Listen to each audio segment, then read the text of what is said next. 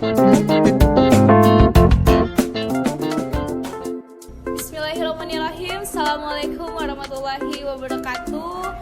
Alhamdulillahirrabbilalamin. Puji syukur kehadirat Allah SWT karena telah memberikan kami semua nikmat kesehatan sehingga mampu membuat video ini. Adapun tujuan dari pembuatan video ini yaitu untuk pemenuhan tugas kuliah konsentrasi kebijakan publik mata kuliah pengaturan agenda. Jadi kami dari kelompok 5 di sini kami akan menjelaskan 3 poin penting. Yang pertama adalah menjelaskan definisi dari model perumusan kebijakan. Yang kedua adalah menyebutkan satu model perumusan kebijakan.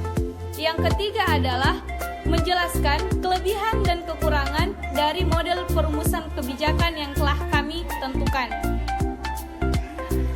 Baik, jadi pertama-tama saya akan menjelaskan mengenai definisi dari model perumusan kebijakan secara umum. Nah, teman-teman perlu ketahui bahwasanya definisi dari model perumusan kebijakan secara umum itu merupakan representasi sederhana mengenai aspek-aspek yang terpilih dari suatu kondisi masalah yang disusun untuk tujuan-tujuan tertentu. Nah, itu adalah definisi dari model perumusan kebijakan secara umum. Untuk lebih lanjutnya akan dijelaskan oleh teman kelompok saya. Assalamualaikum warahmatullahi wabarakatuh. Perkenalkan, nama saya Anindita Nalisa. Di sini saya akan menjelaskan sedikit tentang definisi analisis kebijakan menurut para ahli, para pakar. Yang pertama itu ada dari Erikson pada tahun 1970. Dalam tulisannya ia mengungkapkan bahwa analisis kebijakan yaitu penyelidikan yang berorientasi ke depan dengan menggunakan sarana yang optimal untuk mencapai serangkaian tujuan sosial yang diinginkan. Dan yang kedua itu ada dari Dor pada tahun 1971 yang mendefinisikan analisis kebijakan sebagai suatu pendekatan atau metodologi yang dikhususkan untuk mendesain dan menemukan alternatif yang dikehendaki yang berkenaan dengan sejumlah isu yang kompleks.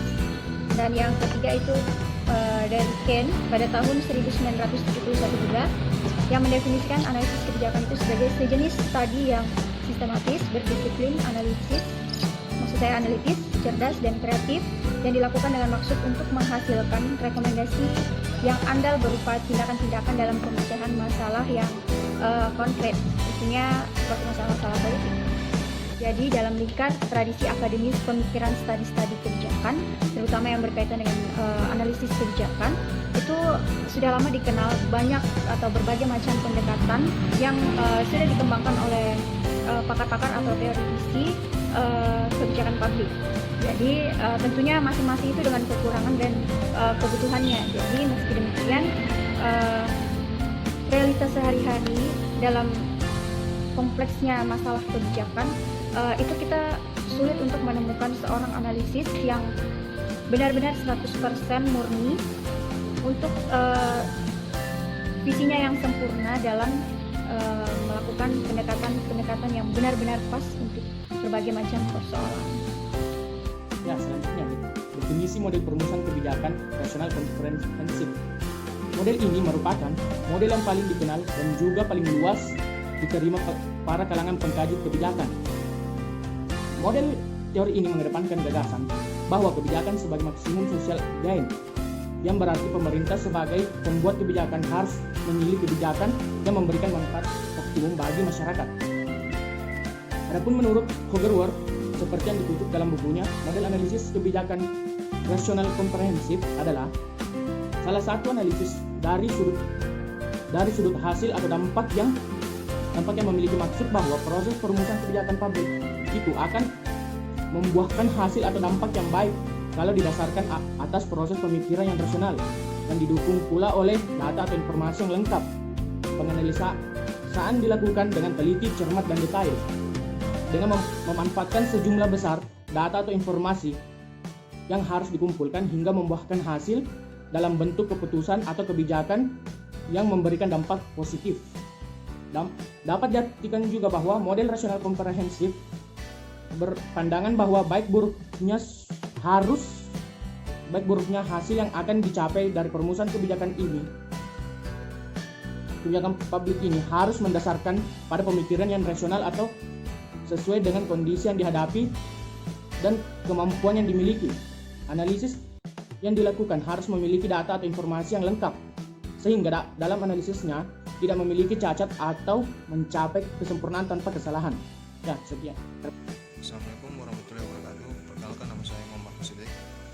Saya ingin melanjutkan atau membacakan materi dari teman saya sebelumnya dalam bentuk video, yaitu langkah-langkah dalam membuat kebijakan rasional komprehensif oleh Switri pada tahun 2009, di mana di dalam langkah-langkah Switri ini terdapat berbagai susunan atau dibuat dalam bentuk struktur. Jadi di dalam langkah-langkah ini terdapat struktur.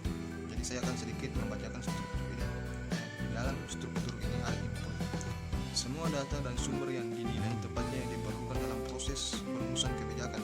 Di dalam input ini terdapat lagi menjadi 3 bagian. Yang pertama itu penilaian dan penyusunan tujuan operasional, yang di sampingnya menyiapkan berbagai alternatif kebijakan, yang di sampingnya menyusun alternatif nilai. Ya, selanjutnya di bagian bawah menyiapkan serangkaian kemungkinan terhadap biaya dan keuntungan. Yang di bagian bawahnya lagi menghitung akibat atau konsekuensi. Ya, selanjutnya membandingkan akibat konsekuensi setiap alternatif dengan kriteria efisien dan memilih alternatif kebijakan yang mempunyai alternatif positif tinggi. Yang terakhir itu adalah output kebijakan rasional komprehensif. Ya, itulah tadi sedikit pembacaan materi dari saya. Mohon maaf jika ada kesalahan. Terima kasih. Bismillahirrahmanirrahim. Salam sejahtera buat kita semua. Di sini saya ingin melanjutkan makalah dari teman-teman saya yang menjelaskan sedikit tentang unsur-unsur makna rasional komprehensif. Jadi dalam sebuah unsur ada beberapa terdapat poin-poin yang harus kita jelaskan dalam mengenai rasional komprehensif dalam sebuah kebijakan tersebut. Yang pertama, pembuat keputusan. Dalam sebuah merancang pembuat keputusan dalam sebuah kebijakan ada beberapa tahap yang harus kita lakukan. Pertama, menyusun agenda. Yang kedua, mengevaluasi dan monitoring sebuah agenda. Dan selanjutnya, tata tertib. Di mana tata tertib dalam sebuah kebijakan publik yang harus kita lakukan adalah mampu mematuhi aturan tersebut. Yang ketiga, sebuah tentang bagaimana cara menyelesaikan sebuah masalah sehingga apa yang harus kita lakukan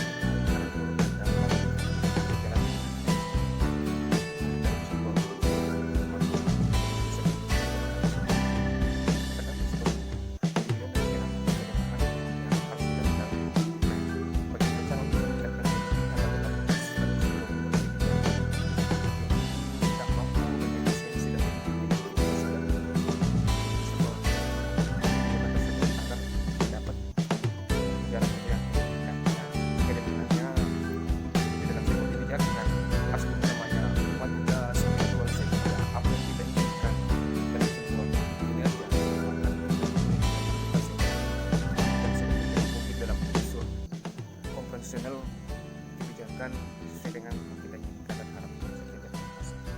Baik, Assalamualaikum warahmatullahi wabarakatuh. Saya akan melanjutkan penjelasan dari teman saya, yaitu kelebihan dan kekurangan model perumusan kebijakan rasional komprehensif. Model ini mengatakan bahwa proses penyusunan kebijakan harus didasarkan pada kebutuhan yang sudah diperhitungkan rasionalitasnya. Rasionalitas yang diambil adalah perbandingan antara pengorbanan dan hasil yang dicapai. Dengan kata lain, model ini lebih menekankan pada aspek efisiensi dan aspek ekonomis. Model ini merupakan model ideal dalam perumusan kebijakan dalam arti mencapai tingkat efisiensi dan efektivitas kebijakan. Studi-studi kebijakan biasanya menfokuskan pada tingkat efisiensi dan efektivitas kebijakan. Selanjutnya, model ini juga memiliki kelemahan dan kelebihannya. Beberapa ahli yang memuji model ini diantaranya yaitu yang pertama Lutrin dan Setley, yang berpendapat bahwa model rasional komprehensif dipandang sebagai suatu prosedur yang optimal yang akan banyak diinginkan dalam berbagai keadaan-keadaan. Nah, yang kedua, Nicholas Henry yang berpendapat bahwa model rasionalitas komprehensif menjelaskan tentang bagaimana kebijakan negara itu seharusnya dibuat di lembaga pemerintah secara optimal. Hal ini yang menjadikan model rasionalitas komprehensif begitu berharga bagi administrasi negara, karena model ini berhubungan dengan bagaimana kebijakan itu dibuat secara lebih baik. Nah, poin yang ketiga yaitu pendapat Ira Sarkatsky yang berpendapat bahwa model ini adalah menggunakan rasionalitas, di mana rasionalitas adalah suatu nilai yang telah diterima secara luas pada kebudayaan kita. Nah, poin yang terakhir adalah poin yang keempat, pendapat James A. Anderson yang berpendapat bahwa model pembuatan keputusan yang banyak dikenal dan juga mungkin yang banyak secara luas diterima oleh model rasionalitas komprehensif ini. Adapun kelemahan dari model ini adalah pada praktisnya perumusan kebijakan acap kali tidak mempunyai kecakapan untuk melakukan syarat-syarat dari model ini, mulai dari analisis, penyajian alternatif sampai memperbandingkan alternatif yang ada, hingga penggunaan teknik-teknik analisis komputernya yang paling maju untuk menghitung rasio untuk dan ruginya. Selain itu, hal ini menunjukkan bahwa rasionalitas itu sendiri mempunyai keterbatasan dan bisa jadi berubah menjadi irasionalitas. Hal ini menunjukkan bahwa teori rasional tidak cukup untuk memahami pembuatan keputusan kebijakan negara. Itulah yang sempat saya jelaskan atau yang sempat saya bawakan. Kurang dan lebih kata-kata saya mohon dimaafkan. Assalamualaikum warahmatullahi wabarakatuh. Assalamualaikum warahmatullahi wabarakatuh. Saya akan melanjutkan penjelasan teman saya, yaitu mengenai kelemahan model rasional komprehensif. Seorang ahli ekonomi dan matematika, Charles Lindblom, menyatakan bahwa para perumus kebijakan itu sebenarnya tidaklah berhadapan dengan masalah-masalah yang konkret dan terumuskan dengan jelas. Sebaliknya, mereka pertama-tama harus mengidentifikasikan dan merumuskan masalah-masalah itu, dan dari sinilah mereka kemudian memutuskan untuk merumuskan kebijakan. Kemudian merumuskan masalah yang seringkali justru merupakan kesulitan terbesar bagi banyak pembuat kebijakan. Kemudian kelemahan yang kedua adalah pada praktiknya perumus kebijakan seringkali tidak mempunyai cukup kecakapan untuk melakukan syarat-syarat dari model ini, mulai dari analisis, penyajian alternatif, memperbandingkan alternatif, hingga penggunaan teknik-teknik analisis komputer yang paling maju untuk menghitung rasio untung dan ruginya.